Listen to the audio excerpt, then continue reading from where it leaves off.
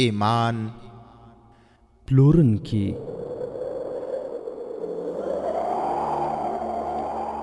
لومړی برخه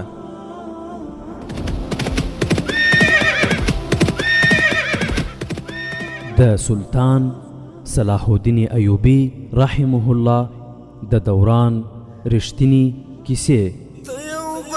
صلاح الدین پر د غزمکارا پیدا کړه، ته یو بل صلاح الدین پر د غزمکارا پیدا کړه. الحمد لله وكفى والصلاة والسلام على رسوله المصطفى اما بعد.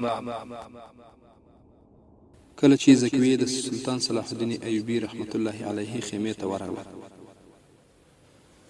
ته په مرغانو زړه ښه کوه. عسکري د هغه سړي لپاره خطرناکه لوبه ده چې زړه یې په ښځو او شرابو بایللی وي.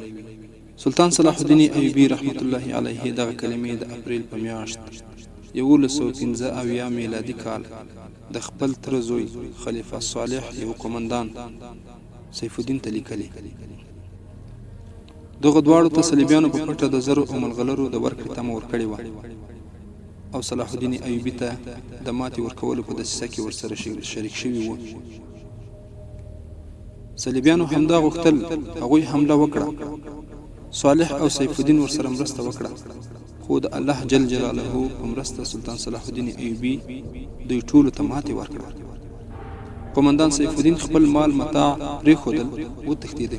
د ده له ځانګړې خیمې رنګارنګ مرغان، ښکلې او ځوانې ګډاګرې او سندرغاړې نجونې، د موسیقي آلاتو غږونکی سامان، د شرابو چاټې او کنډولې راوایستل شو.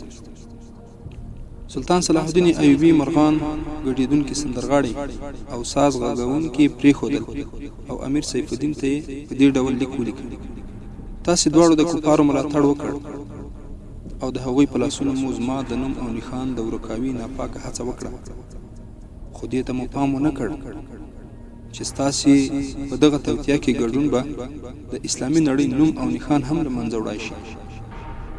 تاسې که زما سره کینه درلوده نو زه به مو وژلی وم. پر ما مو 2 وژونکي حملې کړي دي، دواړه ناکامې شوي. اوس یو ځل بیا هڅه وکړئ او وګورئ، کېدای شي چې بریالي شئ. که تاسې ما باوري کړئ چې که زما سر له تنې نه جدا شي نو اسلام به نور هم سرلوړی شي، نو د کعبې په رب مې دې سوګند وي چې زه به ستاسې په توره خپل سر غوڅوم او ستاسې په قدمونو کې به یې د ایښودلو وصیت کوم. زه تاسې ته یوازې دا ویل غواړم چې کوم نامسلمان د مسلمان دوست کېدای نه شي. تاریخ ستاسې په مخ کې دی. خپلې ماضي ته وګورئ. د فرنګیانو پادشاه او ډیمانډ په څیر اسلام دښمن صلیبیان یوازې د دې لپاره ستا دوستان شول چې تا هغوی د مسلمانانو په خلاف جګړې ته هڅوي او مرسته در سره کوي. که هغوی بریالي شوي وای نو راتلونکی ښکار به یې ته وای او تر دې وروسته به د هغوی دغه خوب رښتیا شوی وای چې اسلام دې د ځمکې له مخ نه ورک شي. ته د یو جنګیالي قوم سړی یې، عسکري ستا ملي دنده ده. هر مسلمان د الله جل جلاله یو صفاهي دی، خو ایمان او عمل یې بنسټي شرطونه دي. ته په مرغانو زړه ښه کوه. عسکري د هغه سړي لپاره یوه خطرناکه لوبه ده چې پر ښځو او شرابو یې زړه بایللی وي. زه له تا نه هیله کوم چې له ما سره مرسته وکړه او په جهاد کې را سره ګډون وکړه. که دا کولی نه شي نو له مخالفته مې لاس واخله. زه تا ته هیڅ سزا نه در کوم. الله جل جلاله دې ستا ګناهونه وبخي. صلاح الدین ایوبی. یو اروپایي مورخ لینپول لیکلي د صلاح الدین ایوبی لاسو ته چې د غنیمت کوم مالونه ورغلل هغه یې بې حسابه وو. جنگي بندیان هم بې شمیره وو. صلاح الدین ایوبی د غنیمت ټول مالونه 3 برخې کړل. یوه برخه یې پر جنگي بندیانو وویشله او خوشې یې کړه. 2مه برخه یې په خپلو عسکرو او غریبانو تقسیم کړه او 3مه برخه د نظام الملک مدرسې ته وقف کړه. هغه په دې مدرسه کې زده کړې کړې وې. نه یې ځان ته څه وساتل او نه یې خپلو قومندانانو ته څه ورکړل. د دې په نتیجه کې چې په جنگي بندیانو کې زیات شمېر مسلمانان وو او نور یې نامسلمانان چې کله آزاد شول د سلطان صلاح الدین ایوبی رحمت الله علیه په فوز کې راټول شول. د هغه اطاعت یې ومانه او په پوځ کې د خدمت لپاره ځانونه وړاندې کړل چې له امله یې د ایوبي پراخه حوصله او میړانه تر لرې لرې مشهوره شوه. تر دې دمخه د حسن بن صباح مرموزې ډلې چې حشیشان ورته ویل کېده، چې اروپایي مورخین د وحشي قاتلانو د ډلې په نامه دغه ډله یاده کړې ده، پر سلطان صلاح الدین ایوبي 2 ځلې وژونکې حملې کړې وې. خو ذوالجلال خدای جل جلاله له خپل دغه ستر مجاهد نه ډېر کارونه اخیستل غوښتل. دواړه ځلې یوه معجزه غوندې پېښه شوه او د اسلام دغه ساتونکی روغ رمټ پاتې شو. درېیمه قاتلانه حمله په هغه مهال وشوه چې هغه د خپلو مسلمانانو وروڼو او صلیبیانو صخرې په شان کوټلې توتیا په توره میده میده کړې وه. امیر سیف الدین له میدانه تښتېدلی و، خو د اولوالعزم میړني شخصیت سلطان صلاح الدین ایوبي پر خلاف له کرکې او نفرت منع نه شو. هغه د حسن بن صباح د وژونکې ډلې مرسته ترلاسه کړه. دغه ډله له یوې مودې راهیسې د اسلام په لستونو کې د مار په څېر روزل کېده، چې مفصله پېژندنه یې ډېره اوږده ده. لنډه ده چې لکه څنګه چې ځمکه له لمر نه په بېلېدو د ګناهونو زانګو شوې ده، دغسې د حسن بن صباح په نامه یو سړی له اسلامه جلا شو او د نبیانو او پیغمبرانو د سترتوب لاسته راوړنې پروګرام یې جوړ کړ. هغه خپل ځان ته مسلمان ویل او یوه داسې ډله یې جوړه کړه چې په طلسماتي لارو چارو یې خلک خپل پیروان کړل. د دې مقصد لپاره یې ډېرې ښکلې نجونې، نشه لرونکي شیان، هیپناټیزم یعنې مصنوعي خوب او غوړژبۍ غوره کړې. جنت یې جوړ کړ چې څوک به ورغلل، که هغه به ډبره و نو موم به شو. د خپلو مخالفینو د له منځه وړلو لپاره یې د قاتلینو یوه ډله جوړه کړه. د وژنې لارې چارې یې خفیفه او پټې وې. د دغه ډلې وګړي دومره ذهین، چالاک او بې ویرې وو چې شکل ته په تغییر ورکولو به د لوړپوړو جنرالانو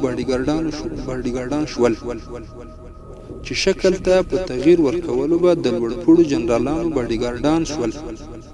او چې کله به څوک په مرموزه طریقه ووژل شو، د قاتلانو پته به یې هم نه لګېده. دغه وګړي د سیاسي وژنو ماهران ول. زهر یې کارول چې د ښکلیو نجونو په وسیله به یې په شرابو کې ورکول. تر ډېرې مودې پورې دغه ډله د همدې موخې یا هدف لپاره وکارول شوه. پیروانو ته به یې حشیشان ویل کېدل. سلطان صلاح الدین ایوبي رحمت الله علیه نه د ښکلیو نجونو په وسیله تیرې ایستل کېدای شو، نه په شرابو هغه له دغو دواړو کرکه کوله. د هغه د وژنې همدا یوه طریقه وه چې قاتلانه حمله پرې وکړی شي. د هغه د ساتونکو په شتوالي کې پرې حمله هم کېدای نه شوه. 2 حملې ناکامې شوې وې. اوس صلاح الدین ایوبي هیله لرله چې د هغه د تره زوی صالح او امیر سیف الدین به له ماتې خوړلو وروسته توبه کړې وي. هغوی د بدلې اخیستنې یو بل پټ ځمکهیز کوښښ وکړ. صلاح الدین ایوبي د دغې صوبې په ویاړ د جشن جوړولو پر ځای حملو ته دوام ورکړ او 3 کلي یې تر واک لاندې راوستل چې په هغو کې د غازه په نامه مشهور کلی هم و. یوه ورځ د همدې کلي په شاوخوا کې سلطان صلاح الدین ایوبي د امیر جاول جوسدي په خیمه کې د غرمې په خوبولي حالت خپله ستړیا راپاکوله. نوموړي له خپله پګړۍ ایښې نه وه چې د جګړې په ډګر کې به یې د هغه سر د بیدیا لمر او د دښمن له تورې ساتي. د خیمې نه بیرون یې د ساتونکو ډله هم موجوده وه او تیار سوي وه. د ساتونکو د دغه ډلې قومندان د لږ شېبې لپاره کومې خواته ولاړ. یو ساتونکي د سلطان صلاح الدین ایوبي رحمت الله علیه د خیمې د راخورو شوو پردونه دننه وکتل. د اسلام د ساتندوی سترګې ورغلې وې. هغه ستونی ستاخ پروت و. ساتونکي د باډیګارډانو په لور وکتل. له هغوی نه 3-4 تنو د هغه لوري ته وکتل. ساتونکي خپل سترګې بندې او خلاصې کړې. 3-4 ساتونکي پاڅېدل او له نورو سره یې خبرې پیل کړې. ساتونکي خیمې ته ننوت. له ملابند نه یې خنجر راویست. ورو ورو روان شو او بیا یې د پړانګ په څېر پر صلاح الدین ایوبي رحمت الله علیه ورټوپ کړ.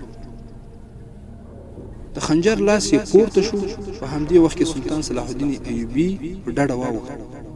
دا ویل کېدای نشي چې ساتونکي خنجر په کوم ځای کې وهل غوښتل، په زړه او که په سینه کې. خو داسې وشول چې خنجر د صلاح الدین ایوبي د پګړۍ په برنۍ برخه کې ولګېد او له سره یې د ویښته عمره فاصله لرې و، په پګړۍ کې ننوت. سلطان صلاح الدین ایوبي رحمت الله علیه د برېښنا په څیر پورته شو. هغه پر خبره پوهېدو کې وخت ونه لګاو چې دا څه پیښه ده، ځکه تر دې دمخه هم پرې 2 حملې شوې وې. پر دې خبره یې هم حیرانتیا ونه ښوده چې حمله کوونکی د هغه د خپلو ساتونکو په جامو کې و چې هغه په خپله د باډیګارډي لپاره ټاکلی و. هغه د ساه ایستلو قدرې وخت هم تیر نه کړ. حمله کوونکی یې د پګړۍ نه خنجر را ایستلو د ایوبي سر لوڅ و. حمله کوونکی یې ښه په زور په څنګل وواهه چې د هډوکي ماتېدو غږ یې پورته شو. د حمله کوونکي ژامه ماته شوه او شاته پرېوت. له خولې یې هیبتناکه چغه ووته. خنجر یې د سلطان صلاح الدین ایوبي په پګړۍ کې پاتې شوی و. ایوبي خنجر را وایست. په دې کې 2 ساتونکي په منډه منډه دننه راغلل. د هغوی په لاسونو کې تورې وې. صلاح الدین ایوبي ورته وویل چې ژوندي یې ونیسي. خو دواړو ساتونکو په صلاح الدین ایوبي رحمت الله علیه حمله وکړه. سلطان صلاح الدین ایوبي د خنجر په وسیله د 2 تورو مقابله وکړه. دغه مقابله 1 یا 2 دقیقې وه، ځکه چې ټول ساتونکي دننه راغلي وو. سلطان صلاح الدین ایوبي چې ولیدل حیران شو چې د هغو ساتونکي په 2 برخو وویشل شول او یو بل یې پر وینو ککړول. څرنګه چې هغه ته په دوی کې معلومه نه وه چې کوم یې دوستان او کوم یې دښمنان دي. له دې امله په دغه جګړه کې ګډون ونه کړی شو. لږه شېبه وروسته چې له باډیګارډانو نه 2 تنه ووژل شول، ځینې یې وتښتېدل او څه یې زخمي او بېسده شول. نو ورته څرګنده شوه چې په دغه ټولۍ کې چې د سلطان صلاح الدین ایوبي پر ساتنه موظف وو 9 تنه ساتونکي حشیشان وو چې د سلطان صلاح الدین ایوبي وژل یې غوښتل. هغوی د دغه کار لپاره یوازې 1 نفر خیمې ته دننه لېږلی و. دننه حالات بدل شول، نور یې هم ورپسې ورغلل. اصلي ساتونکي هم دننه ولاړل. هغوی پر خپل حالت وپوهېدل او سلطان صلاح الدین ایوبي روغ پاتې شو. هغه د لومړي حمله کوونکي پر مرۍ د تورې څوکه کېښوده. ترې ویې پوښتل چې څوک دی او چا رالیږلی. د رښتیا ویلو په بدل کې سلطان صلاح الدین ایوبي ورته د بښنې وعده وکړه. هغه وویل چې حشیش دی او کمشتګین چې ځینې مورخینو یې ګمشتګین لیکلی ده د دغه کار لپاره رالیږلی. کمشتګین د صالح د یوې کلا والي و. د اصل کیسې اورولو د مخه دا ضروري ښکاري چې د دغو پیښو د مخه دورې ته وکتل شي. د سلطان صلاح الدین ایوبي له نامه د هغه له سترتوب او په اسلامي تاریخ کې د هغه له مقام او کارنامو نه څوک نه خبره دي. اسلامي ملت خو یې هېرولی هم نشي، مسیحي نړۍ به یې هم د تل لپاره یاد ساتي. نو ځکه دا ضروري نه ده چې د سلطان صلاح الدین ایوبي د نسب لړۍ دي په تفصیل سره بیان کړی شي. موږ چې کومې کیسې اورول پیل کړي هغه داسې دي چې د پراختیا له امله یې د تاریخ لمنه تنګېږي. دا تفصیلات پیښې لیکونکو او لیکوالو لیکلي دي. ځینې یې سینه په سینه له یوه نسل نه بل نسل ته رسېدلي. د تاریخ په لمن کې یوازې د سلطان صلاح الدین ایوبي کارنامې ساتل شوي دي. د هغو توطیو یادونه ډېره لږه شوې ده چې خپلو یې پر خلاف کړي او د هغه د مخ په زیاتېدو شهرت او سترتوب د دغمن کولو لپاره یې د داسې نجونو په جال کې ډېر ځلې نښلولو کوښښونه شوي دي چې په ښکلاو کې د جادو په څېر اغېزه کوي. د اسلامي تاریخ دغه رښتینې ډرامه د 23 مارچ 1949 میلادي کال نه پیلېږي، کله چې سلطان صلاح الدین ایوبي د مصر والي او د پوځ لوی درستیز وټاکل شو. هغه ته دومره ستره رتبه له دې امله ورکړای شوه چې هغه د واکمنې کورنۍ یو زلمی و، او دویم دا چې د عمر په لومړیو کې پر جنگي فنونو پوهول شوی و. صفاهي توب ورته په میراث پاتې و. د هغه په ذهن کې د واکمنۍ معنی بادشاهي نه، د اسلام ساتنه او د مسلمان امت عظمت او خیر ښېګڼه وه. د هغه چې وجدان راویښ سو، نو په لومړي ځل یې دا څړیکه احساس کړه چې په مسلمانانو حاکمانو کې نه یوازې دا چې اتحاد نشته، دا لا څه د یوه او بل له مرستې هم تښتي. هغوی په مزو چلچو اخته شوي وو. شرابو او نجونو کله یوې خوا د هغوی ژوندون رنګین کړی و، نو بلې خوا ته د اسلامي نړۍ او الهي دین راتلونکی یې تیاره کړې هم وه. د دغو امیرانو، وزیرانو او مشاورانو کورونه په نامسلمانو نجونو ډک سوي وو. زیاتره نجونې عیسوي او یهودۍ وې چې ځانګړې روزنه ورکړل شوې وه او د مسلمانو حاکمانو حرم سرایونو ته لیږل شوي وې. دغو له بېشانه ښکلا او نازو نخرونه ډکو نجونو د مسلمانانو حاکمانو او واکمنو کردار او ملي احساس د وینو په څیر خوړ.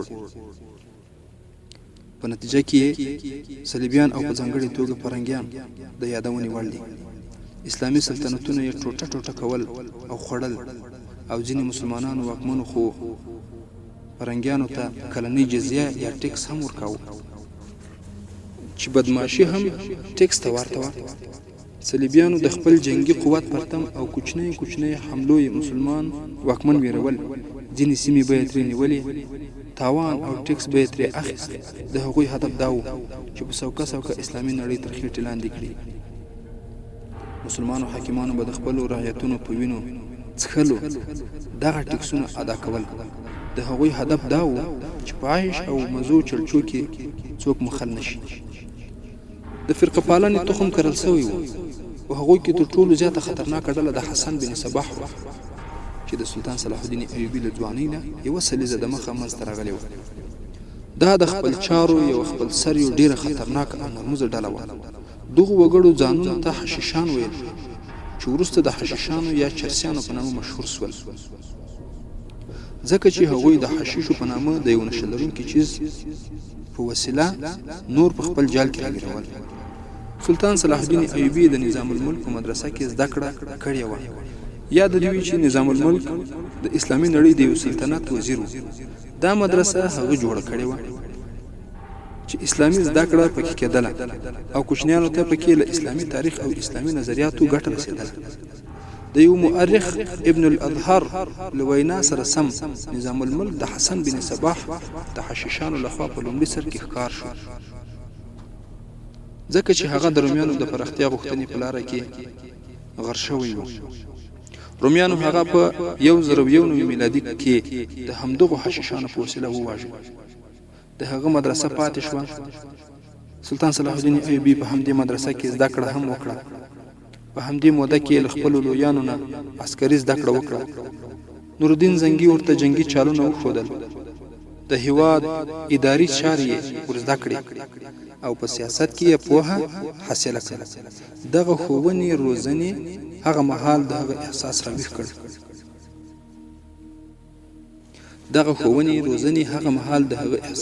کړ. چې په ګانده کې یې ترې د صلیبیانو لپاره برېښنا جوړه کړه. د ځوانۍ په لومړیو کې یې داسې ځیرکتیا او اهلیت ومینده چې د یو ستر سپاه سالار لپاره ضروري وي. صلاح الدین ایوبي د جنگ جګړو په کار کې څارګرې استخباراتي کماندو او چریکي جنگونو ته ځانګړی اهمیت ورکړ. هغه لیدلی و چې صلاح الدین ایوبي د جنگ جګړو په کار کې څارګرې استخباراتي کماندو او چریکي جنگونو ته ځانګړی اهمیت ورکړ. هغه لیدلی و چې صلیبیان د استخباراتو په ډګر کې مخکې تللي دي، ځکه د مسلمانانو پر نظریاتو خورا اغېزمنې حملې کوي. صلاح الدین ایوبي د نظریاتو له سنګر نه جنګېدل غوښتل چې توره پکې نه کارول کېږي. په دې داستان کې به تاسو وروسته وګورئ چې د هغه د تورې وار خو ډېر ژور و، خو د مینې او محبت وار یې تر دې لا زیات اغېزمن و. د دې لپاره د صبر او زغم اړتیا وه چې هغه د عمر په لومړیو کې خپل ځان کې پیدا کړی و. هغه چې کله د مصر نایب الحکومه او اعلی قومندان په حیث ولیږل شو، نو هغو لوړ رتبه افسرانو هنګامه راولاړه کړه چې د دغه مقام په هیله و. د هغوی په نظر کې صلاح الدین ایوبي د ښوونځي ماشوم هلک و، خو دغه د مکتب ماشوم چې کله له هغوی سره مخامخ شو، د هغه خبرې یې واورېدې، نو د هغوی احتجاجونه ساړه شول. د مؤرخ لینپول له وینا سره سم صلاح الدین ایوبي د اداري او نظامی نظم او ډیسپلین په باب ډیر کوټلی ثابت شو. هغه تفریح، آرام او مزې چلچې د ځان او پوځ لپاره حرام کړل. هغه خپل دماغي او بدني قوتونه یوازې پر دې هدف مرکوز کړل چې اسلامي سلطنت باید مستحکم کړای شي او صلیبیان باید د مسلمانانو له ځمکو وایستل شي. هغه په هر قیمت د فلسطین نیول غوښتل. هغه د خپل پوځ لپاره همدا اهداف وټاکل. کله چې د مصر نائب الحکومه شو وی وی الله جل جلاله ماته د مصر ځمکې راکړي د هغه پاک ذات به فلسطین هم خامخا راوبخي خو چې کله مصر ته ورسېد ورته څرګنده شوه چې د هغه مقابله یوازې له صلیبیانو سره نه ده بلکې خپلو مسلمانانو ورونو یې هم په وړاندې ډېر ښکلي جالونه غوړولي چې د صلیبیانو له عزایمو او جنګي زور نه زیات خطرناک دي. د لومړۍ برخې پای.